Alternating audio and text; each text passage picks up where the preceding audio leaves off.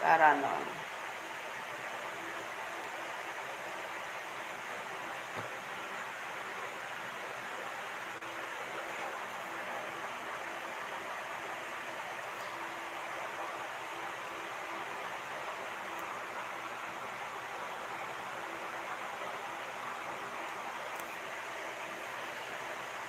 Ayun, no? Oops.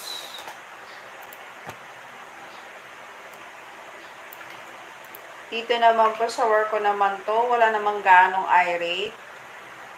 Mas mahirap po yung technical support. Kasi yun, kahit anong explanation mo na nangyari sa kanya sa service niya, hindi pa rin niya maintindihan. Dahil technology na po kasi ang gumagana sa atin ngayon para makakonect ka sa someone special mo. So, ang hirap po explain. Yung ganito nangyari sa'yo, kaya nawalan ka ng connection. Alam niyo po yun. Sa mga nakaka-relate dyan.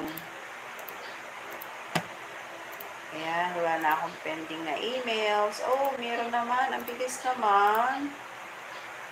Ay.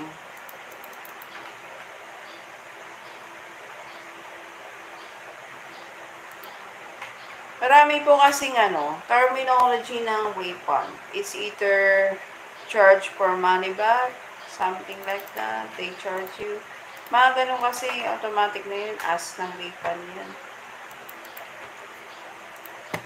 Ewan ko lang guys ang mga Pilipino kasi magagaling sa analyzation. Yung mga iba kasi na ahente na hindi Pilipino, hindi nila nagigets. Hindi ko nga rin alam bakit. So, sabihin, mas matatalino tayong mga Pilipino. O, tingnan mo, cancel na yung account niya. Siyempre, matik na yan. Pag mo sasayangan yung oras mo, mag-reply pa yan. Kasus mo na lang, guys. Ganun kadali. Kaysa yung madadagdagan pa siya sa mga sasagutin mong emails. Ako kasi ganun. Ewan ko lang sa iba kasi. Natutunan ko lang din sa mga previous na trabaho ko. Iba kasi pag Pilipino talaga. Matagagal.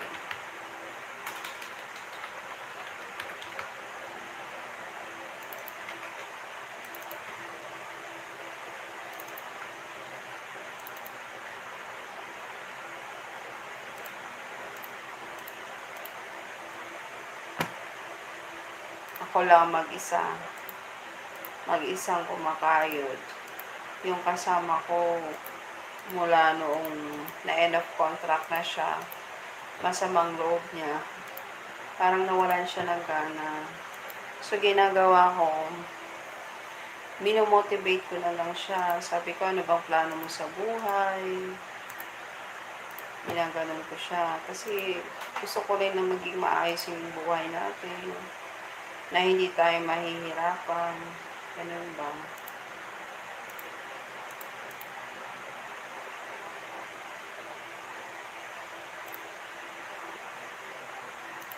I got 17 crores.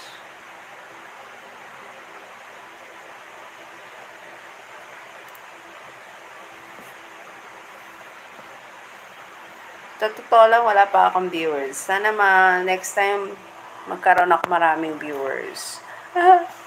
Pero thanks na rin po talaga kay YouTube. Binigyan niya ako ng chance na mag-live sa cellphone.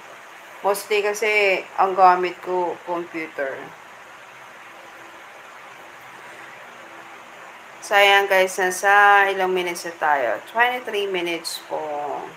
Try lang naman po ito guys. But I'm so happy po na nag-live ako ngayon. Diba? Ayan.